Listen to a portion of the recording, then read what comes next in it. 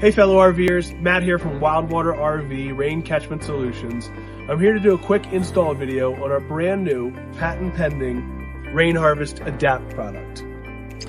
These are specialized adapters that fit snug onto the standard RV gutter spouts on your RV. They're designed to channel rainwater into your freshwater tank or an external reservoir.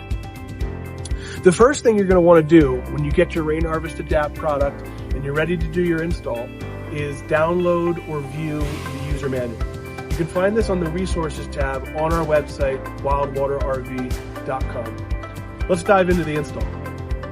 All right, so the first thing you want to do when you're installing your RainHarvest ADAPT is get yourself a sturdy ladder so you can access the gutter spout that you're going to be using the RainHarvest ADAPT on.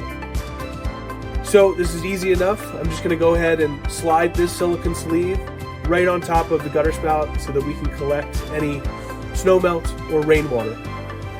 Go ahead and brace the gutter spout with one hand and easily just slide your RainHarvest ADAPT right on there. So now we're ready to interface the ADAPT with a standard hose to route that snow melt or rainwater away from the RV or into your freshwater tank or external reservoir.